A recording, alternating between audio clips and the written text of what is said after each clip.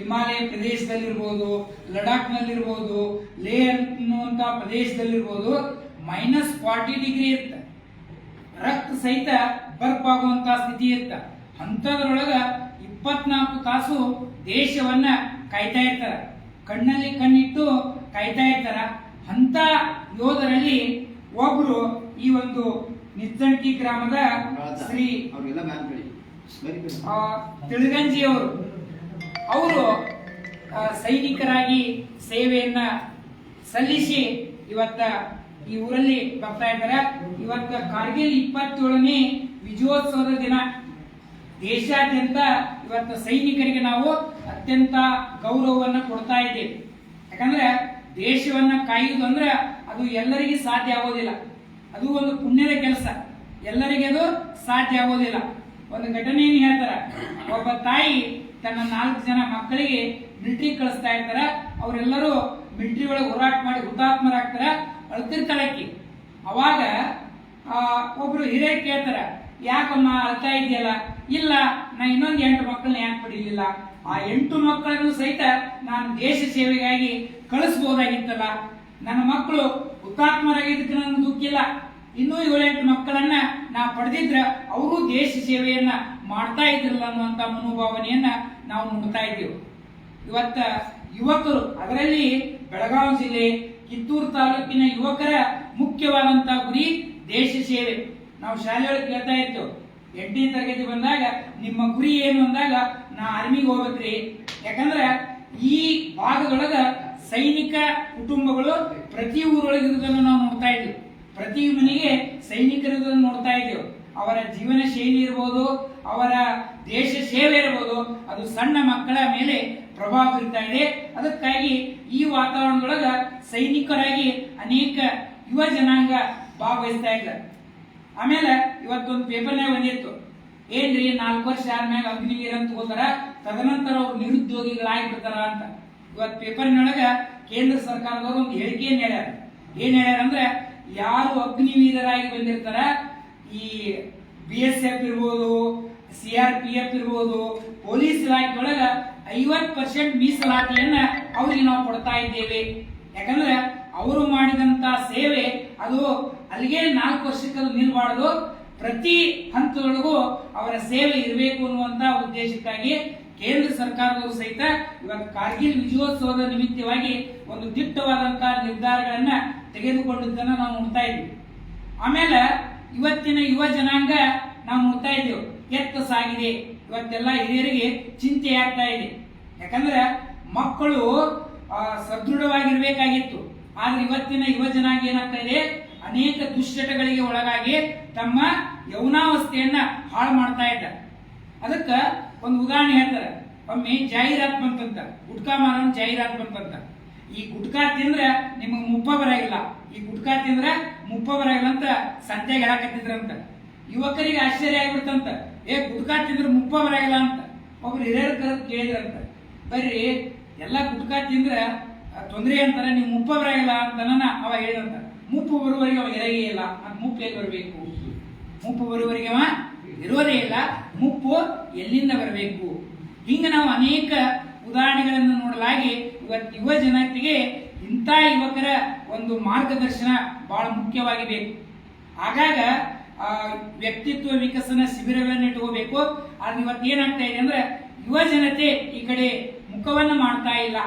ಯಾವುದೇ ನೋಡ್ರಿ ನೀವು ಬೇಕಾದ್ರೆ ಪುರಾಣಗಳಲ್ಲಾಗಲಿ ಉಪನ್ಯಾಸಗಳಲ್ಲಾಗಲಿ ಅದು ವಯಸ್ಸಾದವರಿಗೆ ಅನ್ನುವಂತ ಮನೋಭಾವನೆ ಬರ್ತಾ ಇದೆ. ಇವತ್ತು ಯಾವುದೇ ಕಾರ್ಯಕ್ರಮದಾಗ ಜನರನ್ನು ಕೂರಿಸುವುದಂದ್ರೆ ದೊಡ್ಡ ಸವಾಲಾಗಿದೆ. ಯಾಕಂದ್ರೆ ವಯಸ್ಸಾದವರು ಬರ್ತಾರ, ಅನುಭವ ಇದ್ದವ್ರು ಬರ್ತಾರ, ಅದು ಯಾರಿಗೆ ಬೇಕಾಗೈತಿ ಅಂತ ಯುವಕರಿಗೆ ಬರ್ತಾ ಇಲ್ಲ. ಅವರು ತಮ್ಮದೇ ಆದಂತ ಲೋಕದೊಳಗ ವಿವರಿಸ್ತಾ ಇರ್ತಾರ. ಆದ್ರೂ ಸಹಿತ ಇವತ್ತು ನಾವು ಕಾರ್ಗಿಲ್ ಯುದ್ಧವನ್ನು ನೋಡಿದೆ. ನಾವು ನಮ್ಮ ದೇಶದ ಅನೇಕ ಹುತಾತ್ಮರಾದರು, ದೇಶಕ್ಕಾಗಿ ಪ್ರಾಣವನ್ನು ಕೊಟ್ಟರು. ಕೊಟ್ಟು ನಮ್ಮ ದೇಶವನ್ನ ರಕ್ಷಣೆ ಮಾಡಿದ್ರು. ಇವತ್ತು ನಮ್ಮ ದೇಶದ ರಕ್ಷಣಾ ವ್ಯವಸ್ಥೆಯು ಸಹಿತ ಅತ್ಯಂತ ಬಲಢ್ಯವಾಗಿದ್ದನ್ನ ನಾವು ನೋಡ್ತಾ ಇದ್ದೀವಿ. ಇವತ್ತು ಜಗತ್ತಿನೊಳಗ 3-4ನೇ ಸ್ಥಾನದೊಳಗ ನಮ್ಮ ರಕ್ಷಣಾ ವ್ಯವಸ್ಥೆ ಐತಿ. ನಮ್ಮ ಆದಾಯದ 50%ಕ್ಕಿಂತ 60% ನಾವು ರಕ್ಷಣಾ ವ್ಯವಸ್ಥೆಗೆ ಬಲಪಡಿಸ್ತಾ ಇದ್ದೀವಿ. ಕೇವಲ ಒಂದು ಭೂದಳ ಅಷ್ಟೇ ಅಲ್ಲ, ನೌಕಾದಳ ಇರ್ಬೋದು, ವಾಯುದಳ ಇರ್ಬೋದು, ಆಮೇಲೆ 2ನೇ ಪಡೆಗಳಾಗಿ ಶಾಲಾ ಕಾಲೇಜುಗಳಲ್ಲಿ ಸಹಿತ ಮಕ್ಕಳಿಗೆ ಸೈನಿಕ ತರಬೇತಿಯನ್ನು ಕೊಡ್ತಾ ಇದ್ದಾರೆ.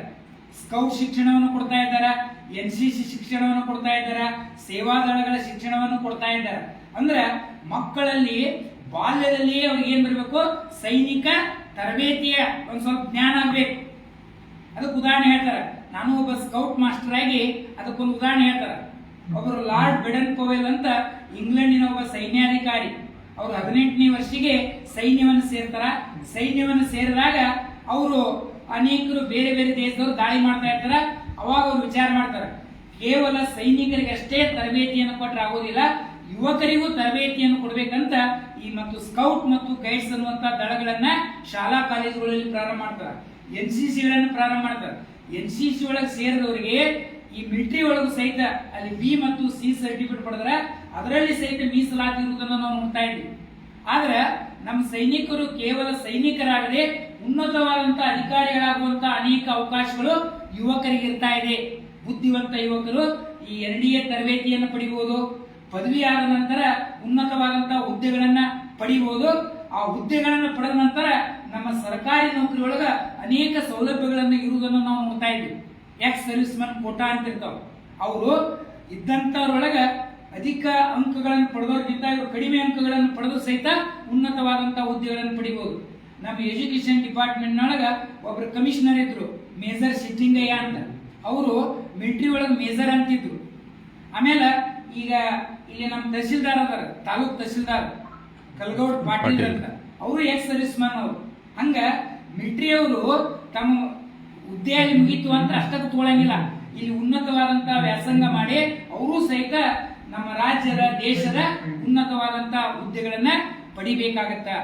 ಆಮೇಲೆ ಸೈನ್ಯವನ್ನ ಮಾಡಬೇಕಾದ್ರೆ ಅದು ಒಂದು ಪೂರ್ವ ಜನ್ಮದ ಪುಣ್ಯ ಬೇಕದು. ಎಲ್ಲರಿಗೆ ಆ ಭಾಗ್ಯ ಸಿಗೋದಿಲ್ಲ.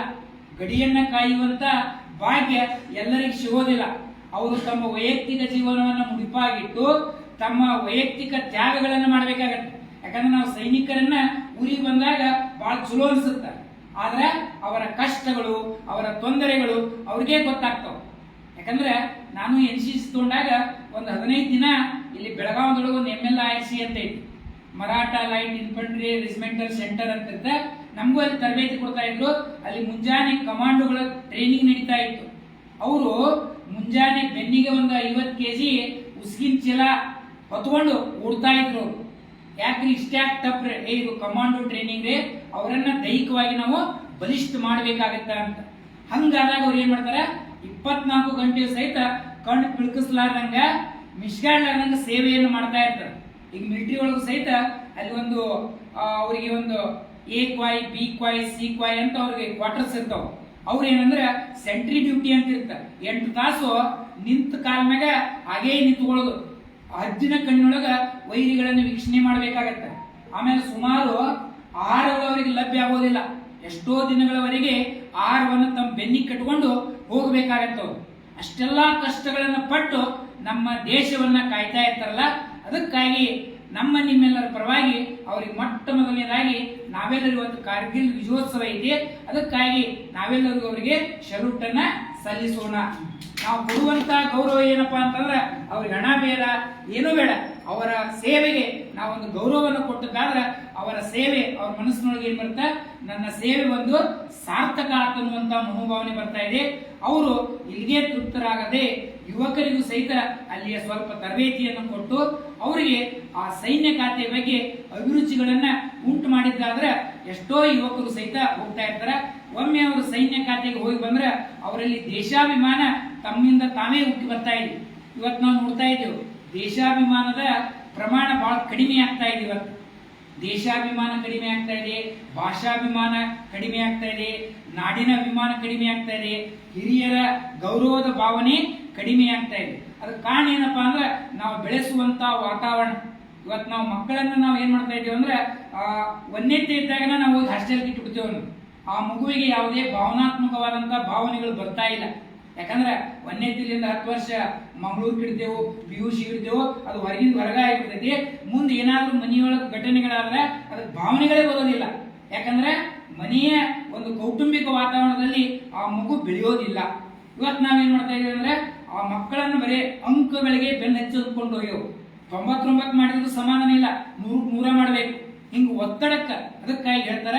ನೀವು ನೋಡಿ, ನೀವು ಕೊಪ್ಪಳ ಶ್ರೀಗಳು ಒಂದು ಮಾತನಾಗ ಹೇಳ್ತಾರ ಅವ್ರು, ಇವತ್ತು ನಾವು ನೀಟ್ ಪರೀಕ್ಷೆಗೆ ಬೆನ್ನ ಹತ್ತಿ ಅವ್ರಿಗೆ ನೀಟ್ ನೀಟ್ ನೀಟ್ ಅಂತ ಎಲ್ಲರೂ ಕಲಿಸ್ತಾ ಇದ್ದೇವೆ. ಅವ್ರು ನೀಟ್ ಆಗಿರೋದನ್ನ ಮೊದಲು ಕಲಿಸ್ರಿ, ಮೊದಲು ಸರಿಯಾಗಿ ನೀಟ್ ಆಗಿರ್ಬೇಕು. ಅವರು ಇವರು ನಮ್ಮ ತಂದೆ ತಾಯಿಗಳು, ಅವರ ಆರೈಕೆ ಮಾಡಬೇಕು. ಇದು ನಮ್ಮ ದೇಶ, ದೇಶಾಭಿಮಾನ ಇರಬೇಕು. ಇವತ್ತು ನಾವು ನೋಡ್ತಾ ಇದ್ದೇವೆ, ದೇಶದಲ್ಲಿ ಇದ್ದೇ ನಮ್ಮ ದೇಶದ್ರೋಹದ ಅನೇಕ ಚಟುವಟಿಕೆಗಳನ್ನು ಮಾಡುವಂತಹ ವ್ಯಕ್ತಿಗಳನ್ನು ನೋಡ್ತಾ ಇರ್ತೇವೆ. ಹಣಕ್ಕಾಗಿ ದೇಶಕ್ಕಾಗಿ ಏನ್ ಮಾಡೋಕ್ಕೂ ಸಿದ್ಧಿರುವಂತಹ ವ್ಯಕ್ತಿಗಳನ್ನು ನೋಡ್ತಾ ಇರ್ತೇವೆ. ಅಂತ ಸಂದರ್ಭದೊಳಗ ಇವತ್ತು ನಾವು ನೋಡ್ತೇವೆ, ಹಳ್ಳಿ ಯುವಕರೇ ಸೈನ್ಯ ಖಾತೆಯೊಳಗೆ ಜಾಸ್ತಿ ಜನ ಸೇರ್ತಾ ಇದ್ದಾರೆ. ಯಾಕಂದ್ರೆ ಹಳ್ಳಿಗಳ ನಾಡು ಭಾರತ, ಹಳ್ಳಿಗಳ ದೇಶ, ಹಳ್ಳಿಗಳ ನಾಡು. ಸುಮಾರು ಒಂದು 6.5 ಲಕ್ಷ ಹಳ್ಳಿಗಳು ನಮ್ಮ ದೇಶದಾಗ ಅದಾವ. ಅಲ್ಲಿ ಹಳ್ಳಿ ಯುವಕರೇ ಇವತ್ತು ದೇಶವನ್ನ ಕಾಯ್ತಾ ಇದ್ದಾರೆ. ಅಂದಾಗ ಈ ದೇಶದ ಎಲ್ಲಾ ಜನರು ಸಹಿತ ನೆಮ್ಮದಿಯಾಗಿ ಇರಕ್ಕೆ ಸಾಧ್ಯ ಆಗ್ತಾ ಇದೆ. ಇಂಥ ಸಂದರ್ಭದೊಳಗ ಈ ಒಂದು ಮಠಮಾನ್ಯಗಳು ಸಹಿತ ಇಂಥ ಕಾರ್ಯಗಳನ್ನ ಬಹಳ ಮುಖ್ಯವಾಗಿ ಮಾಡ್ತಾ ಇರೋದು ಅತ್ಯಂತ ಶ್ಲಾಘನೀಯ ಕಾರ್ಯ. ಯಾಕಂದ್ರೆ ಇವತ್ತು ನಾವು ನೋಡ್ತಾ ಇದ್ವಿ, ಮಠಮಾನ್ಯಗಳು ದೊಡ್ಡ ದೊಡ್ಡ ಶಿಕ್ಷಣ ಸಂಸ್ಥೆಗಳನ್ನು ಕಟ್ಟ್ಯಾರ, ಎಲ್ಲ ಕಟ್ಟ್ಯಾರ. ಆದ್ರೆ ಯುವಕರಿಗೆ ಒಂದು ಸ್ಫೂರ್ತಿದಾಯಕವಾದಂತಹ ಕಾರ್ಯಕ್ರಮಗಳನ್ನು ಮಾಡಿದ್ರೆ ಅನೇಕ ಯುವಕರಿಗೆ ಏನಾಗುತ್ತೆ, ನಾನು ಏನಾದರೂ ದೇಶಕ್ಕಾಗಿ ಮಾಡ್ಬೇಕನ್ನುವಂತ ಮನೋಭಾವನೆ ಬಾಲ್ಯದಲ್ಲಿಯೇ ಮೂಡ್ತಾ ಇದೆ. ಅಂತ ಕಾರ್ಯವನ್ನು ಮಾಡಿದಂತ ಶ್ರೀ ತಿಳಗಂಜಿಯವರಿಗೆ ಇವತ್ತು ನಿಮ್ಮ ನಿಚ್ಚಂಕಿ ಗ್ರಾಮದ ವತಿಯಿಂದ ಪರಮ ಪೂಜ್ಯರ ಸಾನ್ನಿಧ್ಯದೊಳಗ ಇವತ್ತೊಂದು ಅಭಿನಂದನಾ ಕಾರ್ಯಕ್ರಮವನ್ನ ಹಮ್ಮಿಕೊಂಡದ್ದು ಅತ್ಯಂತ ಸ್ತುತ್ಯವಾದಂತಹ ಕಾರ್ಯ. ಈ ಒಂದು ಕಾರ್ಯಕ್ರಮದಲ್ಲಿ ಆಕಸ್ಮಿಕವಾಗಿ ಭಾಗವಹಿಸಿ ಒಂದೆರಡು ನನ್ನ ಅನಿಸಿಕೆಗಳನ್ನು ಹೇಳಲು ಅನುವು ಮಾಡಿಕೊಟ್ಟಂತ ನಮ್ಮ ಅಧ್ಯಕ್ಷರಿಗೆ ಹಾಗೂ ಗ್ರಾಮದ ಸರ್ವ ಸದಸ್ಯರಿಗೆ ನಮಸ್ಕಾರಗಳನ್ನು ಸಲ್ಲಿಸಿ ನನ್ನ ಒಂದೆರಡು ಸಂಕ್ಷಿಪ್ತವಾಗಿ ವಿವರವಾಗಿ ಹಳ್ಳಿಗಳ ಬಗ್ಗೆ, ಯುವಕರ ಬಗ್ಗೆ, ಸೈನಿಕರ ಬಗ್ಗೆ ಮನಮುಟ್ಟುವಂತೆ ಮಾತನಾಡಿರ್ತಕ್ಕಂಥ ಶ್ರೀಯುತ BC ಇದ್ರೀಸ್ ಅವರಿಗೆ ನಿಚ್ಚಣಿಕೆ ಗ್ರಾಮಸ್ಥರ ಪರವಾಗಿ ತುಂಬ ಹೃದಯದ ಧನ್ಯವಾದಗಳನ್ನು ಹೇಳ್ತೀನಿ. ನಮ್ಮ ಯಾವುದೇ ಸಮಾರಂಭಕ್ಕೆ ಮುಂಚಿತವಾಗಿನ ಅವರನ್ನು ನಾವು ಬುಕ್ ಮಾಡೋಣ. ಒಳ್ಳೆಯ ವಾಗ್ಮಿಗಳು ಇಲ್ಲಿ ಯುವಕರ ಒಂದು ಹವ್ಯಾಸಗಳನ್ನ ಅಳವಡಿಸ್ಕೋಬೇಕಂತ ವಿಚಾರ ಮಾಡ್ಯಾರ. ಯಾರು ಹಿಂಗೆ ದೇಶ ಸೇವೆಗೆ ಹೋಗ್ತಾರೆ, ಶಿಕ್ಷಣ ಇಲಾಖೆಗೆ ಹೋಗ್ತಾರೆ, ಯಾವುದೇ ಒಂದು ನಾವು ಸರ್ಕಾರಿ ನೌಕರಿ ಹೋದರೂ ಅವರನ್ನು ಹುರಿದುಂಬಿಸುವಂಥ ಕಾರ್ಯವನ್ನು ಮಾಡೋಣ. ಅದಕ್ಕೆಲ್ಲ ಹಿರಿಯರು ಸ್ವಲ್ಪ ನಮಗೆ ಸಹಕಾರ ಕೊಡ್ರಿ, ಯುವಕರಿಗೆ ಮಾರ್ಗದರ್ಶನ ಮಾಡಿರಿ. ಮಂಜು ಬೆನ್ನಿ ಇರ್ಬೋದು, ಕುಮಾರ್ ವರ್ಧನ್ ಅವರು ಇರ್ಬೋದು, ಹಿಂಗೆ ಅನೇಕ ಯುವಕರು ಅದನ್ನು ಹೆಗಲ ಹೊರಗೆ ತಯಾರದಾರ. ನಮ್ಮ ಅಧ್ಯಕ್ಷರು ಕೂಡ ಅದಕ್ಕೆ ಬೆನ್ನೆಲುಬಾಗಿರ್ತಾರೆ ಅಂತಕ್ಕಂಥ ಮಾತನ್ನು ಹೇಳಿ, ನಮ್ಮ ಅಂತೇಶ್ ಕರ್ಬಸನ್ ಇರ್ಬೋದು, ನಾನಿರ್ಬೋದು, ನಮಗೆ ಯಾವ ಕೆಲಸ ಕಾರ್ಯಗಳನ್ನು ಕೊಡ್ತೀರಿ ಅಚ್ಚುಕಟ್ಟಾಗಿ ನೆರವೇರಿಸ್ತೀವಿ. ಇವತ್ತು ನಾವು ಒಂದು ನಿರ್ಣಯ ಮಾಡಿರಿ, ಒಂದು 10-20 ಜನ ಸಾಕು. ನಮ್ಮ 10-20 ಜನ ಯುವಕರು ಹಿರಿಯರು ಒಂದೇನೋ ಒಳ್ಳೆ ಮಾರ್ಗದರ್ಶನ, ಹಿಂಗೆ ಮಾಡೋಣ ಒಂದು ಸಲಹೆ ಕೊಡ್ರಿ. ಇದಕ್ಕೇನು ಭಾಳ ತಿಂಗಳ ಗಂಟೆ ಟೈಮ್ ಹೋಗಬೇಕಾಗಿಲ್ಲ. ಒಂದು ಅರ್ಧ ತಾಸು ಚರ್ಚೆ ಮಾಡಿ ಇಂಥವ್ರನ್ನ ಒಳ್ಳೆಯ ಕೆಲಸಗಳನ್ನ ಮಾಡ್ಯಾರ, ಮುಂದೆ ಹೊಂಟಾನ, ಅದನ್ನು ಪುಷ್ ಮಾಡೋಣ, ಒಂದು ಉತ್ತೇಜನ ಕೊಡೋಣ ಅಂತಕ್ಕಂಥ ಮಾತನ್ನು ಈ ಸಂದರ್ಭ ವ್ಯಕ್ತಪಡಿಸುತ್ತಾ, ಈ ಕಾರ್ಯಕ್ರಮದ ರೂವಾರಿಗಳು ಹಿಂಗೆ ಯಾವುದೇ ವಿಷಯ ಒಟ್ಟು ಅವ್ರ ಕಿವಿಗೆ ಬಿದ್ದರೆ ಸಡನ್ ಆಗಿ ಕಾರ್ಯರೂಪಕ್ಕೆ ತರುವಂಥ ಆಕ್ಟಿವ್ ಕನ್ನಡ ಸಾಹಿತ್ಯ ಪರಿಷತ್ ಅಧ್ಯಕ್ಷರು ಅಂತ ಹೇಳಿ ನಮಗೆ ಹೆಮ್ಮೆ ಅದ. ಎಲ್ಲ ಅವ್ರ ಟೀಮ್ ಬಂದದ. ಮತ್ತೊಮ್ಮೆ ಅವರಿಗೆ ಅಭಿನಂದಿಸೋದ. ಅಧ್ಯಕ್ಷ ಭಾಷಣ 2 ಮಾತುಗಳನ್ನು ಸನ್ಮಾನ ಮಾಡೋದು ಲಾಸ್ಟಿಗೆ ಮಾಡಿ ಸನ್ಮಾನ ಮಾಡಿ. ಹಾಂ ಸರಿ, ಈಗ ಎಲ್ಲರೂ ಒಂದು ಸ್ವಲ್ಪ ಹಿಂದೆ ಬರುವಂತ ಅದಕ್ಕೆ ಅದಾರಿ ಬರಂಗಿಲ್ಲ. ಅವ್ರಿಗೂ ಒಂದು 5 ನಿಮಿಷ ಆಶೀರ್ವಚನ ಕೊಡೋಣ. ಎಸ್ ಲಾಸ್ಟಿಗೆ ಪರಮ ಪೂಜ್ಯ ಪಂಚಾಕ್ಷರಿ ಮಹಾಸ್ವಾಮಿಗಳ ಪಾದಕಮಲಗಳಿಗೆ ಅನಿಸುತ್ತಾ, ಇದೀಗ ತಾನೇ ಟ್ರೈನಿಂಗ್ ಮುಗಿಸಿ ಈ 31ನೇ ತಾರೀಕು ಸೈನ್ಯಕ್ಕೆ ಹೋಗುತ್ತಿರುವಂತಹ ತಿಳಗಂಜಿ ಅವರಿಗೆ ನಾವು ಕನ್ನಡ ಸಾಹಿತ್ಯ ಪರಿಷತ್ತಿನ ಪರವಾಗಿ ಸನ್ಮಾನ ಸಮಾರಂಭ ಇಟ್ಟುಕೊಂಡಿದ್ದೇವೆ. ಕಳೆದ 4-5 ದಿನಗಳ ಹಿಂದೆ ನಾವು, ನಮ್ಮ ಮನೆಯವರು, ನಮ್ಮ ಅಮ್ಮವರು ಇಲ್ಲಿ ಮಠಕ್ಕೆ ಬಂದಾಗ ತನ್ನ ಸ್ನೇಹಿತರೊಂದಿಗೆ ಬಂದು ಅಲ್ಲಿ ದೇವರಿಗೆ ಮಾಲೆ ಹಾಕುವುದೆಲ್ಲ ಮಾಡತ್ತ. ಯಾಕೆ ಏನು ಅಂತ ಕೇಳಿದ ವಿಷಯ ಗೊತ್ತ. ನಾವು ನಿನ್ನೆ ಮಾತಾಡಿದ್ವಿ, ಯಾವಾಗ ಮಾಡಬೇಕು ಏನಮ್ಮ ಅಂತಂದಕ್ಕೆ ಮಾಡೋದು ಅಂತೇಳಿ. ಇವತ್ತು ಕಾರ್ಗಿಲ್ ಯುವೋತ್ಸವ ಅಂದ ಕೂಡಲೇ 10 ಗಂಟೆಗೆ ನಾವು ನಮ್ಮ ಎಲ್ಲ ಸಾಹಿತ್ಯ ಪರಿಷತ್ತಿನ ಪದಾಧಿಕಾರಿಗೆ ತಿಳಿಸಿ ನಮ್ಮ ಬಸವರಾಜಕ್ಕೆ ಫೋನ್ ಮಾಡಿ ಎಲ್ಲರಿಗೂ ತಿಳಿಸಂತ ಹೇಳಿದ್ರು. ಭಾಳ ಸಂತೋಷ. ಇವತ್ತು ನಿಮ್ಗೆ ಗೊತ್ತಿದ್ದಂಗ ಸೈನಿಕರು, ಆಮೇಲೆ ಹಗಲಿರು ಹೊಲಗಳಲ್ಲಿ ದುಡಿಯುವಂಥ ಕೃಷಿಕರು, ಆಮೇಲೆ ಮಕ್ಕಳಿಗೆ ತಿದ್ದಿ ಬುದ್ಧಿ ಹೇಳುವ ಶಿಕ್ಷಕರನ್ನು ನಾವೆಲ್ಲ ಗೌರವದಿಂದ ಕಾಣಬೇಕಾಗ್ಯದ. ಬಹುಶಃ ಇವತ್ತಿನ ದಿನಗಳಲ್ಲಿ ಅದೆಲ್ಲ ಬಿದ್ರಿಸರ್ ಹೇಳಿದಾಗ ಹುಡುಗರಿಗೆ ನಾವು ಬರೇ ಬೇರೆ ಬೇರೆ ಶಿಕ್ಷಣ ಕೊಡಕತ್ತೇವೆ, ನೀಟಾಗಿರೋದನ್ನ ಕಲಿಸ್ತಾ ಇಲ್ಲ. ಆಮೇಲೆ ಎರಡನೇದು ಇವರಲ್ಲಿ ನಮ್ಮ ಪದಾಧಿಕಾರಿಗಳು ಬಂದಿದ್ದಾರು, ಇಲ್ಲಿ ಕ್ಯಾಪ್ ಹಾಕೊಂಡು ಕೂತಾರ ಮಂಜು ಬೆಣ್ಣಿ, ಅವ ನಮ್ಮ ಆತ್ಮೀಯ ವಿದ್ಯಾರ್ಥಿ. ಅವನು ಮಿಲಿಟರಿ ಒಳಗೆ ಸುದೀರ್ಘವಾದ ಸೇವೆ ಸಲ್ಲಿಸಿ ಬಂದು ಸರ್ ಹೇಳಿದಂಗ ಮತ್ತು ಅವ ಬೇರೆ ಬೇರೆ ಸ್ಪರ್ಧಾತ್ಮಕ ಪರೀಕ್ಷೆ ಕೂತು ಈಗ ರೈಲ್ವೆ ಇಲಾಖೆ ಪೊಲೀಸ್ ಆಗ್ಯಾನು ಕೆಲಸ ಮಾಡಕತ್ತಾರೆ, ಜೊತೆಗೆ ಕೃಷಿಕನಾಗ್ಯಾನು ಕೆಲಸ ಮಾಡತ್ತಾರೆ. ಅವ್ರ ಬಾಜು ಕೂತಂತವ ನಮ್ಮ ಮರಣ್ಣವರ ರಮೇಶ್ ಅವರ ಮಗ ಅರುಣ್ ಕುಮಾರ ಸದ್ಯ ಮಿಲಿಟರಿ ಒಳಗೆ ಅದಾರು, ಈ ರಜೆ ಮೇಲೆ ಬಂದಿದ್ರು. ಸಾಧ್ಯ ಆದಷ್ಟು ನಾವು ನಮ್ಮ ಊರಾಗಿರೋಂಥ ಮಿಲಿಟರಿ ಹೋಗಿ ಬಂದವರು ಕಾಂಟ್ಯಾಕ್ಟ್ ಮಾಡಿದ್ದು, ಅವರು ಕಾರ್ಗಿಲ್ ಯೋತ್ಸವ ಅಲ್ಲೇ ಇರೋದ್ರಿಂದ ಏನೋ ಅಲ್ಲಿ ಭಾಳ ಸಂತೋಷ. ನಾವು ಹೆಚ್ಚಿನ ಸಮಯವನ್ನು ಪಾಪ ನಮ್ಮೊಳಗೆ ಬಂದ್ರಿ ಪ್ರಾಣಿಕ್ ಮಾಡಿ ನಾವು ಸಹಿತ ಯಾಕೆ ಸರ್ವಿಸ್ ಮ್ಯಾನ್ ನಮ್ಮ ವಿದ್ಯಾರ್ಥಿನ ರೀ, ಹೆಚ್ಚಾಗಿ ನಮ್ಮ ವಿದ್ಯಾರ್ಥಿಗಳೆಲ್ಲ ಇಲ್ಲಿ ಅವರು ಇಚ್ಚಿಗೆ ಅವರನ್ನು ಭಾಳ ಮಿಲಿಟರಿ ಒಳಗದ. ಈಗ ಆದರೂ ಪರ್ವೇಜ್ ಹವಾಲ್ದಾರ ನೇತೃತ್ವದಲ್ಲಿ ನಡೆಯುವಂಥ ಟ್ರೈನಿಂಗ್ ಬೆಳಿಗ್ಗೆ 4 ಗಂಟೆಗೆ ಹೋಗ್ಕೊಂಡು ನಾವು ಮಂಡಿದ್ದಲ್ಲಿ, ಮತ್ತೆ 2 ಗಂಟೆಗೆ ಬಂದು ಹೊರಗೆ ಹೋಗ್ತಾನೆ, ಮತ್ತು ಸಾಯಂಕಾಲ 4 ಹೋಗ್ತಾನೆ ಅಲ್ಲಿ ಟ್ರೈನಿಂಗ್ ಸಲುವಾಗಿ. ಅವನು ಫೋನ್ ಮಾಡಿ ನಾ ಸರ್ಕಲ್ನಾಗ ಒಟ್ಟು ಬಂದು ಭೇಟಿ ಆಗಿ ಅಂತ ಹೇಳಿದ್ದನು. ಇಂಥ ಒಂದು ಖುಷಿ. ಆಮೇಲೆ ಹೇಳಿದ್ದು ಬೆಣ್ಣೆ ಆಗ ಹೇಳಿದ, ಸರ ನಾವು ಒಂದಿಗೆ ಸಂಘಟನೆ ಮಾಡೋದು ನಿಮ್ಮ ಅಧ್ಯಕ್ಷತೆ ಹೇಳೋದ್ರಿಂದ ನಾವು 1500 ಮಂದಿ ಸನ್ಮಾನ ಮಾಡಿದಾಗ ಆಜಾದಿ ಕಾ ಅಮೃತ್ ಮಹೋತ್ಸವ ಇದ್ದಾಗ, ನಮ್ಮ ಓಣಿ ಒಳಗೆ ಗಜಾನನ ಒಂದು ಉತ್ಸವ ಇದ್ದಾಗ, ಗಣಪತಿ ಇಟ್ಟಾಗ ನಮ್ಮ ಊರಿನ ಎಲ್ಲ ಹಾಲಿ ಮಾಜಿ ಯಾರ ಎಲ್ಲ ಸೈನಿಕರು ಸುಮಾರು 12 ಸೈನಿಕರನ್ನ ಕಿತ್ತೂರು ತಾಲೂಕು ಕನ್ನಡ ಸಾಹಿತ್ಯ ಪರಿಷತ್ತಿನ ಪರವಾಗಿ ನಾವು ಸನ್ಮಾನ ಮಾಡಿದ್ವಿ. ನಾವೇನು ಬೆಣ್ಣೆವ್ರು ಹೇಳ್ತೇವೆ, ನೀವೆಲ್ಲ ಹುಡುಗರದ್ರಿ, ನೀವು ಹುರುಪು ತೊಗೊಂಡ ಟೀಮ್ ಮಾಡ್ರಿ, ಅದಕ್ಕೆ ಏನು ನೀವು ಏನು ಹೇಳ್ತಿರಲ್ಲ ಅದಕ್ಕೆ ನೇತೃತ್ವವನ್ನು ವಹಿಸಿ ಆ ಕಾರ್ಯಕ್ರಮ ಮಾಡುವ ಎಲ್ಲ ಜವಾಬ್ದಾರಿಯನ್ನು ನಾವು ಕನ್ನಡ ಸಾಹಿತ್ಯ ಪರಿಷತ್ನವರು ನಮ್ಮ ಸಾಹಿತ್ಯ ಪರಿಷತ್ತೊಳಗೆ ಇಲ್ಲದೇ ಇದ್ರೂ ಸಹಿತ ಅದರ ಜವಾಬ್ದಾರಿಯನ್ನು ನಿರ್ವಹಿಸಲಿಕ್ಕೆ ನಾವು ಸದಾ ಸಿದ್ಧಿದ್ದೇವೆ ಅಂತ. ಈಗ ಸಣ್ಣ ಹುಡುಗರ ಯುವಕ ನಾನು ಇವಾಗ ಮಿಲಿಟರಿ ಒಳಗೆ ಹೋಗಿ ಒಳ್ಳೆಯ ಸಾಧನೆ ಮಾಡಲಿ, ದೇವರು ಅವಾಗ ಆರೋಗ್ಯ ಕೊಡಲಿ. ಆಮೇಲೆ ಅವ್ರ ಕುಟುಂಬದವ್ರ ತಂದೆಯವರು ಬಂದ ಇನ್ನೊಂದು ಮಜಾ ಅಂತಂದ್ರೆ ಎಲ್ಲ ಒಟ್ಟಾಗಿ ಹಾಕು ಹೊಸ ಗಾಡಿ ತಂದ್ರೆ ನಾವು ಹೇಳಿ ಸರ ಈಗ ತರಬೇತಿ ಪಡೆದು ನಮ್ಮ ಸೈನ್ ಮಾಡ್ತಾರೆ ಯಾವ್ದು ಅನ್ನೋದಕ್ಕೆ ನಾವು ನಗಾಕತ್ತಿರ. ಆಗ ಅವ್ರು ಹೇಳಿ ನೋಡಪ್ಪ ನಮ್ಮ ಊರಾಗ ಇನ್ನೂ 190ರಷ್ಟು ಜನ ನನಗೆ ಪರಿಚಯ ಇಲ್ಲ, ನಾನು ಮುಂಜಾನೆ 7 ಗಂಟೆಗೆ ಹೋಗಿ ಸಂಜೆ 7 ಕೊಡ್ತೀನಿ ನೌಕರಿ ಮಾಡುವಾಗ, ಈ ರಿಟೈರ್ಡ್ ಆದ್ಮೇಲೆ ಅಲ್ಲಿಂದ ಮಂದಿ ಪರಿಚಯ ಆಯ್ತು. ಮತ್ತು ಇಷ್ಟು ಜನ ಕುಡಿದು ಭಾಳ ನನಗೆ ಖುಷಿ ಆಯ್ತು. ಇಷ್ಟು ಜನ ಕುಡ್ದಾಗ ನಾವು ಗಮನ ಇದ್ದಕ್ಕಿಲ್ಲ, ನಾವು ಬರೀ ನಮ್ಮ ಟೀಮ್ ಇದೆ ಅಷ್ಟೇ ಇದ್ದತನ ಮಾಡಿದ್ದು. ನಾವು ಏನಾದ್ರು ಭಾಳ ಖುಷಿ ಆಗ್ಯದ. ಮುಂದಿನ ಕಾರ್ಯಕ್ರಮ ಮಾಡುವ ನೀವು ಯಾವುದೇ ಹೇಳ್ರಿ, ಎಲ್ಲ ಕಾರ್ಯಕ್ರಮವನ್ನು ಅಚ್ಚುಕಟ್ಟಾಗಿ ಮಾಡೋಣ. ಪೂಜ್ಯರ ಆಶೀರ್ವಾದ ಈ ಹುಡುಗನ ಮೇಲೆ ಇರ್ರಿ, ನೀ ಹೆಚ್ಚಿನ ಇನ್ನೂ ಸಾಧನೆ ಮಾಡು, ಇನ್ನೂ ಎಷ್ಟು ಸಾಧ್ಯದಷ್ಟು ಹೆಚ್ಚು ಅವಧಿಯೊಳಗೆ ಅಲ್ಲಿದ್ದು ಉನ್ನತ ಸ್ಥಾನಕ್ಕೆ ಇರಂತೆ ಶುಭ ಕೋರುತ್ತಾ ತಮ್ಮೆಲ್ಲರಿಗೆ ಮತ್ತೊಮ್ಮೆ ನಮಸ್ಕರಿಸಿ ನಾನು ಮಾತಾಡೋಣ.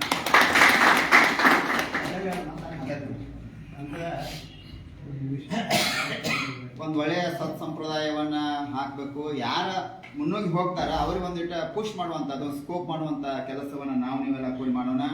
ಶ್ರೀ ಗುರು ಪೀಠಾಧಿಕಾರಿಗಳಿಗಂತ ಮನ್ಯರಂಜನ ಪ್ರಣೋತ್ಸವಕ್ಕೆ ಪಂಚಾಕ್ಷರಿ ಮಹಾಸ್ವಾಮೀಜಿಯವರು ಕೂಡ ಇಂಥ ಒಂದು ಕೆಲಸಕ್ಕೆ ಬಹಳಷ್ಟು ಪ್ರೋತ್ಸಾಹದಾಯಕವಾಗಿ ತಮ್ಮ ಆಶೀರ್ವಚನವನ್ನು ಮಾಡಿ ಇಲ್ಲಿ ಮಠಕ್ಕೆ ಬರ್ತಕ್ಕಂಥ ಯುವಕರಿಗಿರ್ಬೋದು, ಹಿರಿಯರಿಗಿರ್ಬೋದು ಒಳ್ಳೆಯ ಮಾರ್ಗದರ್ಶನ ಮಾಡಿ ಯಾರು ನೌಕರಿಯನ್ನು ಹೊಂತಾರ, ಯಾರು ಉತ್ತಮ ಕೃಷಿಕರದಾರ, ಯಾರು ಉತ್ತಮ ಸಾಮಾಜಿಕ ಕಾರ್ಯಕರ್ತರಾದ ಅಂಥವ್ರನ್ನೆಲ್ಲರನ್ನೂ ಗುರುತಿಸಿ ಮಠದಿಂದ ಸನ್ಮಾನ ಮಾಡಿರ್ತಕ್ಕಂಥ ಕಾರ್ಯಕ್ರಮದ ಅದಕ್ಕೆ ಮತ್ತು ನಮ್ಮ ಕನ್ನಡ ಸಾಹಿತ್ಯ ಪರಿಷತ್ನ ಪದಾಧಿಕಾರಿಗಳಿರ್ಬೋದು, ಅಧ್ಯಕ್ಷರಿರ್ಬೋದು, ಕ್ಯೂರೇಟರ್ ಆಗಿರ್ತಕ್ಕಂಥ ರಾಘವೇಂದ್ರ ಸರ್ ಇರ್ಬೋದು, ದೈಹಿಕ ಶಿಕ್ಷಕರಾಗಿರೋಂಥ ಮಹೇಶ್ ಹೊಂಗಲ್ ಸರ್ ಇರ್ಬೋದು, ಶಿವನೂರಿಂದ ಅಣ್ಣ ಇರ್ಬೋದು, ಹಳಿ ಅಣ್ಣ ಅವ್ರು ಇರ್ಬೋದು, ಹೀಗೆ ಅನೇಕ ಎಲ್ಲ ಹಿರಿಯರು ನಮ್ಮ ಜೊತೆಗೆ ನೀವು ಸ್ವಲ್ಪ ಇರ್ರಿ. ನಿಮ್ಮ ಒಂದು ರಿಕ್ವೆಸ್ಟ್ ಒಂದು ವಿನಂತಿ ಮಾಡ್ತೀವಿ, ಯಾರಾದ್ರೂ ಹಿಂಗೆ ಒಳ್ಳೆಯ ಕೆಲಸಗಳು ಮಾಡಿದಾಗ ಎಲ್ಲರೂ ಕೂಡಿ ಮಾಡೋಣ ಅಂತ ಭಾರವನ್ನು ಹೊರೋಣ.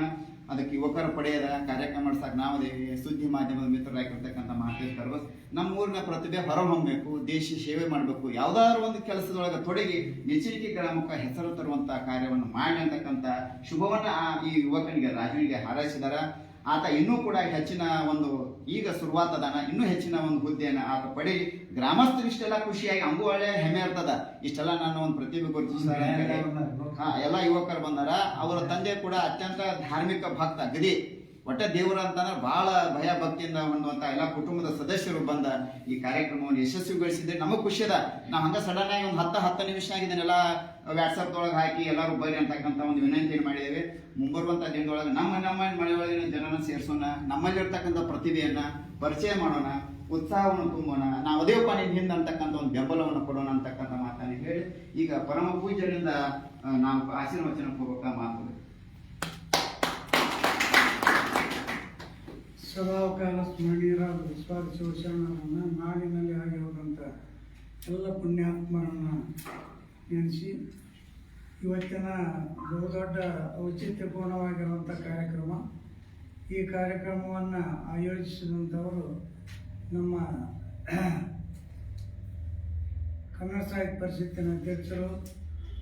ಅಷ್ಟೇ ಅಲ್ಲ, ಸಮಾಜದಲ್ಲಿ ಯಾರೇ ಇವತ್ತಿನ ದಿವಸ ಒಳ್ಳೆಯ ಕಾರ್ಯಗಳನ್ನು ಮಾಡಿದರೆ ಯಾರನ್ನು ಕೇಳದೆ ತಾವೇ ಸ್ವತಃ ಆ ಕಾರ್ಯಕ್ರಮಕ್ಕೆ ಬೇಕಾಗಿರುವ ಎಲ್ಲ ಶಾಲು ಮಾಲೆಗಳನ್ನು ತೆಗೆದುಕೊಂಡು ಬಂದು ಅವರಿಗೆ ಸನ್ಮಾನ ಮಾಡುವಂಥ ಸನ್ಮಾನ ಮಾಡೋದು ಅಂದರೆ ಅವರಿಗೆ ಇನ್ನೂ ಮುಂದಿನ ಒಂದು ಕೆಲಸಕ್ಕೆ ಅವರು ಪ್ರೋತ್ಸಾಹ ನೀಡಿ ಇನ್ನೂ ಹೆಚ್ಚಿನ ಇದಕ್ಕೆ ಹೋಗಲಿ ಎನ್ನುವಂಥ ಉದ್ದೇಶವನ್ನು ಇಟ್ಟುಕೊಂಡು ಒಳ್ಳೆಯ ಸದುದ್ದೇಶದಿಂದ ಕಾರ್ಯವನ್ನು ಮಾಡಿಕೊಂಡು ಬರುವಂಥ ನಮ್ಮ ದಳವಾಯಿ ಗುರುಗಳವರೇ, ಇದೇ ಮಾತನಾಡಿದಂಥ ನಮ್ಮ ನಿರೀಶ್ ಸರ್ ಅವರೇ, ನಮ್ಮ ಕಿಲ್ಲಾದಲ್ಲಿ ಯಾರೇ ಬಂದರೂ ಸಹಿತವಾಗಿ ಆ ಚೆನ್ನಮ್ಮನ ಆಗು ಹೋಗುಗಳನ್ನು ಅಲ್ಲಿರುವಂಥ ಅವಶೇಷಗಳನ್ನು ಜನರಿಗೆ ತಿಳಿಪಡಿಸುತ್ತಾ ಒಳ್ಳೆಯ ಅಧಿಕಾರಿಗಳು ಅಂತ ಕಿತ್ತನ್ನು ನೆನೆಸ್ಕೊಂಡಂಥ ನಮ್ಮ ರಾಘವೇಂದ್ರ ಅವರೇ, ಮಹೇಶ್ ಸುಂದರ್ ಅವರೇ, ಅದೇ ರೀತಿಯಾಗಿರುವಂಥ ತಿರುಗಂಜಿಯ ನಮ್ಮ ಪರಮೇಶಿ ಅವರ ಸುಪುತ್ರನಾಗಿರುವಂಥ ರಾಜು ತಿರುಗಂಜಿಯವರೇ, ಸಮಸ್ತ ಮಹಾದೈವರೇ, ನಿಮ್ಮೆಲ್ಲರ ಶರಣಾರ್ಥಿಗಳನ್ನು ಅರ್ಪಣೆ ಮಾಡಿ ಎಲ್ಲವನ್ನು ಎಲ್ಲರೂ ಹೇಳಿದ್ದಾರೆ. ಅದು ನಾವೇನು ಹೇಳುವಂಥ ಅವಶ್ಯ ಉಳಿದಿಲ್ಲ. ಇವತ್ತು ಅವರ ಹೆಸರು ಅಜರಾಮರವಾಗಿ ಎಲ್ಲಿವರೆಗೆ ಉಳಿತೈತಿ ಅಂದ್ರೆ ಅಲ್ಲಲ್ಲಿ ಸಂಶೋಧನೆ ಮಾಡಿದ್ರೆ ಮಾಸ್ತಿ ಕಲ್ಲು ಅಂತ ಸಿಗ್ತಾವೆ. ವೀರಗಲ್ಲು, ಮಾಸ್ತಿ ಕಲ್ಲು ಅಂತಾರೆ, ವೀರಗಲ್ಲು ಅಂತ. ಅವು ಏನು ಹೇಳ್ತಾವಂದ್ರೆ ಅವರು ರಣಭೂಮಿಯಲ್ಲಿ ಹೋರಾಡಿ ಮಡಿದವರ ಸಂಕೇತ. ಎಷ್ಟೋ ಕಾಲದಿಂದ ಯುಗಾಂತರದಿಂದ ಬಂದಿರತಕ್ಕಂಥವ್ರನ್ನ ಉಳಿದಾಗ ಅದ್ರ ಕೆಳಗೆ ಇಂಥವ್ರು ಇಂಥ ಇದರಲ್ಲಿ ಹೋರಾಡಿದವರು ಈಗಂತ ಇರ್ತದೆ. ಇವತ್ತು ಎಷ್ಟೋ ಜನರ ಹೆಸರು ಇವತ್ತು ಎಲ್ಲೆಲ್ಲಿ ಉಳಿದಿಲ್ಲ. ಹುಟ್ಟಿದ ಮನುಷ್ಯ ಸಾಯಲೇಬೇಕು ಅಂತ ಸತ್ತವ್ರ ಹೆಸರು ಹಿಮಾಲಯದಷ್ಟು ಬರೀ ಹೆಸರು ಬರ್ದು ಹಾಕಿದ್ರೆ ಹಿಮಾಲಯದಷ್ಟಾಗಿದ್ದರೂ ಸಹಿತವಾಗಿ ಯಾರ ಹೆಸರು ಉಳ್ಕೊಂಡಿಲ್ಲ. ಯಾರು ದೇಶಕ್ಕಾಗಿ, ನಾಡಿಗಾಗಿ, ಸಮಾಜಕ್ಕಾಗಿ ಹೋರಾಡಿದಾಗ ಅವರ ಹೆಸರು ಇವತ್ತಿಗೂ ಸಂಶೋಧನೆ ಮಾಡ್ತಾ ಹೋದಾಗ ಮಾಸ್ತಿ ಕಲ್ಲು, ವೀರ ಹೋರಾಟದ ಕಲ್ಲುಗಳಂತ ಸಿಗ್ತಾವೆ. ಹೆಣ್ಮಕ್ಳು ಅದಾವ ಅದ್ರಾಗ. ಅದೊಂದು ಬಹಳ ವಿಚಿತ್ರ. ಅಷ್ಟು ಅಂದ್ರೆ ನಮ್ಮ ದೇಶದ ವೀರ ನಾರಿಯರು ಎಷ್ಟು ಸೂರ್ಯ ಧೀರರು ಇದ್ದರು ಅನ್ನೋದಕ್ಕೆ ಚೆನ್ನಮ್ಮನಕ್ಕಿಂತಲೂ ಪೂರ್ವದಲ್ಲಿಯೇ ಒಬ್ಬ ಸಾಮಾನ್ಯ ಮನೆತನದ ಸಂಸಾರಿಕರು ಸಹಿತವಾಗಿ ಹೋರಾಡಿದ್ದಾರೆ. ಅದೇ ರೀತಿಯಾಗಿ ಇದ್ದಾಗ ಅವನಿಗೆ ಒಬ್ಬ ಅವು ಮೀಸಲಾಗಿರೋ ಕೆಲವೇ ಕೆಲವು ಹೆಸರು ಉಳ್ಕೊಂಡವು. ಹಾಗೆ ಯುಗಾಂತರದಲ್ಲಿ ಹೆಸರು ಉಳ್ಕೊಂಡು ಬರುವುದರ ಜೊತೆಗೆ ಹುಟ್ಟಿ ಬಂದದ್ದಕ್ಕೆ ನಾವೊಂದು ಸಾರ್ಥಕತೆ ಏನಾದರೂ ಒಂದು ಮಾಡ್ಬೇಕಲ್ಲ.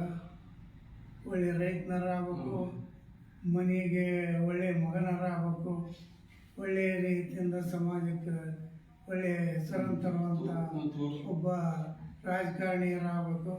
ಇಲ್ಲದಿದ್ದರೆ ಇದು ನಮ್ಮ ನಾಡಿನಲ್ಲಿ ಇರುವಂಥ ಎಲ್ಲ ಮಠಮಾನ್ಯಗಳು ಏನು ಒಳ್ಳೆಯ ಕಾರ್ಯಗಳನ್ನು ಮಾಡ್ತಾ, ದಾಸೋಹ ಮಾಡ್ತಾ, ಪುಣ್ಯದ ಕೆಲಸ ಮಾಡ್ತಾವಲ್ಲ, ಆ ಎಲ್ಲ ಪುಣ್ಯಕ್ಕಿಂತ ಹೆಚ್ಚಾದ ದೊಡ್ಡ ಕೆಲಸ ಅಂದ್ರೆ ದೇಶವನ್ನು ಕಾಯೋದು. ದೇಶ ಕಾಯುವಂತಹದ್ದು ಪುಣ್ಯ ಜಗತ್ತಿನಲ್ಲಿ ಎಲ್ಲಿ ಇರು. ಅದು ಯಾಕಂದೆಲ್ಲ ಹೇಳಿದಾರ.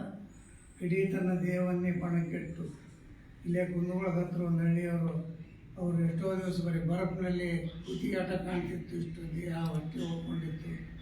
ಅದು ಒಂದು ಕೇಳಿದ್ದೇವೆ. ಇವತ್ತಿನ ದಿವಸ ಎಷ್ಟೋ ತಾಯಂದಿರು ಭಾಳ ಉದಾಹರಣೆ ಭಾಳ ಚೆನ್ನಾಗಿ ಹೇಳಿದ್ರು. ಇನ್ನೊಂದು 4 ಮಕ್ಕಳಿದ್ದನ್ನು ನಾನು ಅಲ್ಲಿಗೆ ಕಳಿಸ್ತಿದ್ದೇನೆ ಅಂದ್ರೆ ಆ ತಾಯಿ ಹತ್ರ, ತಂದೆ ಹತ್ರ, ಆ ಭಾವನೆ ಹತ್ರ ಮಕ್ಕಳನ್ನ ಕಳ್ಸಕ್ಕೆ ತಯಾರಾಗಲ್ಲ. ಯಾರು ಮಿಲ್ಟ್ರಿ ಹೋಗಲಿ ಹೊಡಿಸಿ ಮತ್ತೆ ಅಲ್ಲಿ ಹೋಗಿ ಸತ್ತು ಹೋಗಿ ಅಂತ ನಾವೇ ಮೊದಲು ಮನೆಯಾಗ ಹೇಳಿಬಿಟ್ರೆ ಅದು ಮಗು ಭಯ ಮಾಡುತ್ತೆ. ಅವ್ರಿಗೆ ಧೈರ್ಯ ತುಂಬಿ ಮುನ್ನುಗ್ಗಿ ಕಳಿಸಿದ್ರೆ ಇವತ್ತು ನಾವು ಇಲ್ಲಿ ನೆಮ್ಮದಿಯಾಗಿ ಇಲ್ಲಿ ನೆಮ್ಮದಿಯಾಗಿ ರೊಕ್ಕ ಕೊಡಬೇಕು. ಇಲ್ಲದಿದ್ರೆ ನಾವೇನು ಉಳಿಯಂಗಿಲ್ಲ. ಯಾಕಂದ್ರೆ ಭಯೋತ್ಪಾದಕರು ಭಾಳ ಜನ ಆಗ್ಯಾರ.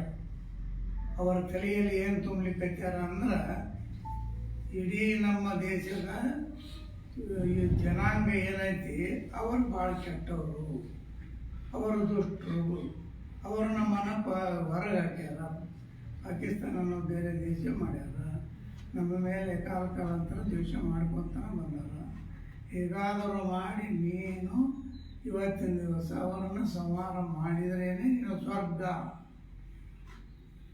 ಅವರನ್ನು ಸಂಹಾರ ಮಾಡಿ ಬಂದರೆ ನೀನು ಸ್ವರ್ಗ ಅನ್ನುವಲ್ಲಿ ಮಟ್ಟಿಗೆ ಅವರ ಬ್ರೇನ್ ವಾಶ್ ಮಾಡಲಿಕ್ಕೈತಾರೆ. ಅಂಥ ಶಾಲೆಗಳೇ ಭಾಳ ಆಗ್ಯಾವ. ಅದನ್ನು ನಾವು ದಿಟ್ಟತನದಿಂದ ಎದುರಿಸ್ಬೇಕಾಗಿದೆ. ಇವತ್ತು ಯಾವ ಸಮಯದಲ್ಲಿ ಏನು ಬರ್ತೈತೆ ಗೊತ್ತಾಗೋದು. ಇಲ್ಲಿ ನಮ್ಮ ಕಿತ್ತೂರಿನಾಗ ಹೊರಟು ಅದಾರ, ಇಲ್ಲ ಅನ್ಬೇಡಿ, ನಮ್ಮೂರಾಗ ಅದಾರ. ಗೊತ್ತೇ ಆಗೋದಲ್ಲ ಅವ್ರು ಹೆಂಗೆ ಬರ್ತಾರೋ ಹೆಂಗೆ ಹೋಗ್ತಾರೋ ಏನು ಮಾಡ್ತಾರೋ ಏನಿಲ್ಲ ಅನ್ನೋದು ಗೊತ್ತೇ ಆಗೋದು. ನೋಡಿರಿ, ಮೊನ್ನೆ ಆಕಳುಗಳನ್ನು ಕಡಿಯುವಂಥ ಸಂದರ್ಭದಲ್ಲಿ ಹೋಗಿ ಇವರು ತಡೆಯೋದು ಹಿಡಿದ್ರೆ ನಮ್ಮ ಹೆಣ್ಮಕ್ಳು ಸೇರಿ ಜಗ್ಗಿ ಅವ್ರನ್ನ ಅಪಮಾನ ಮಾಡ್ಯಾರ. ಅವ್ರಿಗೆ ಹೊರ ಬರ್ತಾರೋ ಹೆಣ್ಮಕ್ಳು, ಇವ್ರು ಹೆಂಗೆ ಒಳಗೆ ಹೋಗೋಕ್ಕಾಗೈತಿ. ಸುಮ್ಮನೆ ಇದೊಂದು ದೊಡ್ಡ ಅಪವಾದ ಕೊಟ್ಟುಬಿಟ್ರೆ ಅವ್ರ ಮನೆ ಬಾಗಿಲಿಗೆ ಬರೋದಲ್ಲ. ಇಂಥವ್ರನ್ನ ನಾವು ಎದುರಿಸ್ಬೇಕಾಗೈತಿ. ಇಂಥವ್ರನ್ನ ನಾವು ಇವತ್ತಿನ ದಿವಸ ಎದುರಿಸಿ ಹೋರಾಡಿ ಇವತ್ತು ನಾವು ಜಯ ಪಡಿಕೊಳ್ಳಬೇಕಾಗಿತ್ತು ಅಂದ್ರೆ ಮನೆಗೊಬ್ಬರನ್ನು ಸೈನಿಕರನ್ನು ಕಳಿಸಿದ್ರೆ ಅದರಿಂದ ಬರುವ ಆದಾಯದಿಂದ ನಿಮ್ಮ ಮನೆಯೂ ಅಭಿವೃದ್ಧಿ ಆಗ್ತೈತಿ. ಅವನು ದೇಶಕ್ಕಾಗಿ ಇವತ್ತು ದೇಶದ ಸಂರಕ್ಷಣೆ ಮಾಡ್ತಾನೆ. ಅದೇ ರೀತಿ ಅವ್ರು ಹೇಳಿದ ಹಾಗೆ ಇವತ್ತು ನಮ್ಮ ರೈತ ಮತ್ತು ಸೈನಿಕ ಇವರು ಎರಡು ಜನ ಸದೃಢವಾಗಿಲ್ಲದಿದ್ದರೆ ದೇಶಕ್ಕೆ ಬಹುದೊಡ್ಡ ಗಂಡಾಂತರ ಬರ್ತಾ ಇದೆ. ಇದು ಸೃಷ್ಟಿನೂ ಸಹಿತ ಭಾಳ ವ್ಯತ್ಯಾಸ ಆಗಲಿಕ್ಕತ್ತಿದೆ. ಆ ಕಡೆ ಭಾಳಷ್ಟು ಮಳೆ ತೊಂದರೆ ಆಗಿದೆ. ಮೊನ್ನೆ ಯಾವುದು ಗುಜರಾತ್, ಆಸಾಮು ಮತ್ತು ನಮ್ಮ ಮೋದಿ ಗುಜರಾತ್ ನೋಡ್ರಿ, ಮನೆ ಮುಂದೆ ಕಾರೇ ತಿಳ್ಕೊಂಡು ಹೋಗ್ಯಾವ. ಇಲ್ಲಿ ನೋಡಿದ್ರೆ ನಮಗೆ ಮಳೆ. ಹೀಗೆ ಭಯಾನಕವಾಗಿರುವಂಥ ವಾತಾವರಣ ಸೃಷ್ಟಿಯಾಗುವಂಥ ಸಂದರ್ಭದಲ್ಲಿ ನಾವು ಜಾಗೃತವಾಗಿ, ನಾವು ಸದೃಢವಾಗಿ ನಮ್ಮ ಯುವಕರನ್ನು ಇವತ್ತು ಒಬ್ಬೊಬ್ಬರನ್ನು ಮಿಲಿಟ್ರಿ ಕಳಿಸೋದು. ಹಿಂದೆ ನಾವು ಸಣ್ಣವ್ರನ್ನ ಊರಿಗೊಂದು ಗರಡಿ ಮನೆ ಅಂತಿತ್ತು. ಆ ಗರಡಿ ಮನೆಯಲ್ಲಿ ದಿನ ಬೆಳಗ್ಗೆ ಎದ್ದ ತಕ್ಷಣ ಹೋಗ್ಬೇಕು. ಹೋಗಿ ಬರೋದ್ರೊಳಗೆ ರಾತ್ರಿನ ಕಡ್ಲಿ, ಶೇಂಗಾ, 7-8 ಥರದ ಕಾಳುಗಳು ನೆನಕ್ಕೆ ಇಡ್ತಿದ್ರು ತಾಯಂದಿರು.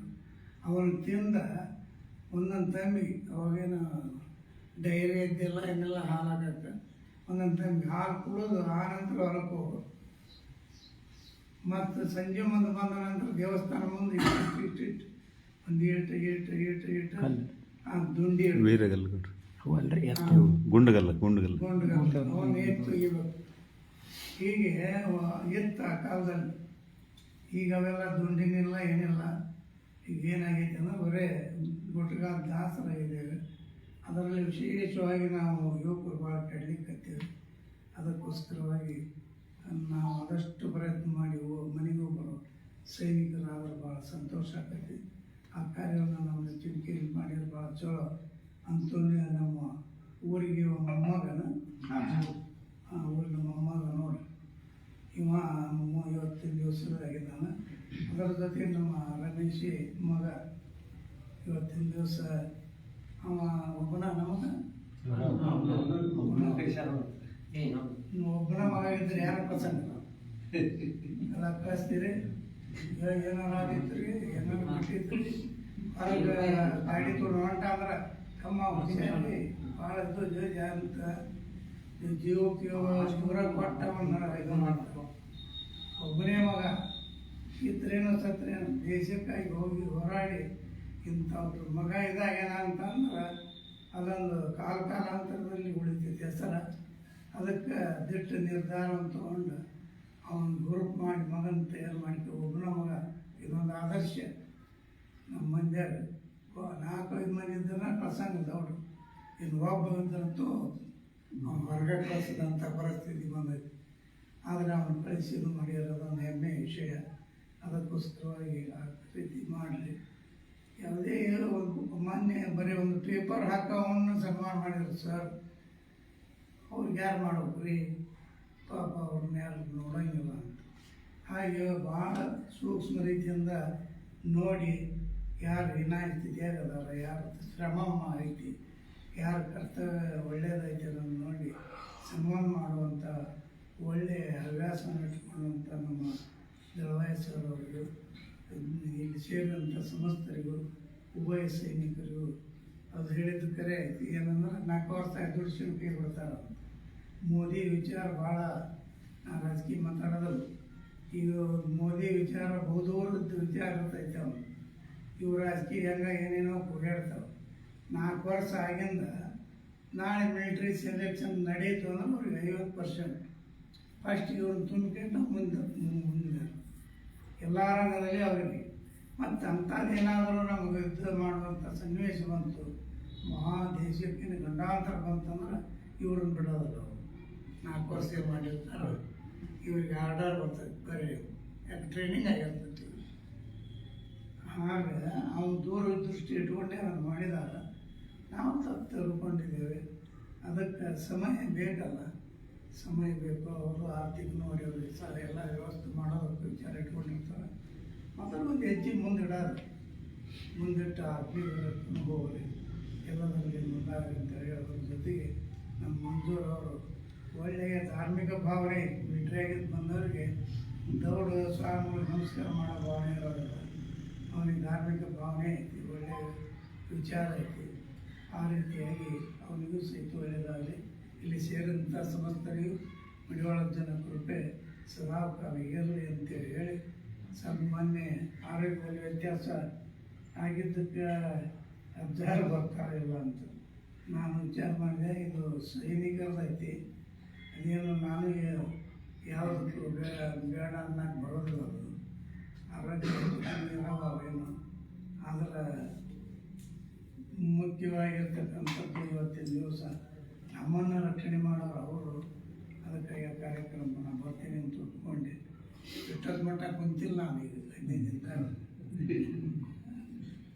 ಸ್ವಲ್ಪ ಭಾಳ ತೊಂದರೆ ಆಗಿದ್ದಕ್ಕೆ ಇವತ್ತೇ ಎಷ್ಟು ಕುಂತಿದ್ದಕ್ಕೆ ಅಂತಂದ್ರೆ ಆ ಸೈನಿಕರ ಒಂದು ಶಕ್ತಿ ನಮ್ಗೆ ಬಲ ಕೊಟ್ಟಂಗಾಗಿದೆ ಅಂತ ಹೇಳಿ ನನ್ನ 2 ಮಾತುಗಳನ್ನು ಸರ್. ಹಾಗಾಗಿ 50% ರಿಸರ್ವೇಷನ್ ಆದ್ರೆ ಅಗ್ನಿವೀರರಿಗೆ ಫಿಸಿಕಲ್ ಟೆಸ್ಟ್ ಇಲ್ಲ, ಮೆಡಿಕಲ್ ಟೆಸ್ಟ್ ಇಲ್ಲ, ಹಿಂಗೆ ಅವರು ಕಂಟಿನ್ಯೂ ಮಾಡ್ತಾರೆ. ಆಮೇಲೆ ನಮ್ಮ ಛಾಯಾಗ್ರಾಹಕ ಮಕ್ಕಳು ಇವರು ಪತ್ರಕರ್ತ ಮಕ್ಕೊಂಡಿದ್ರು ಎಬಿಸ್ಕರಿಸಿದ್ರು. ನಮ್ಮ ಛಾಯಾಗ್ರಾಹಕ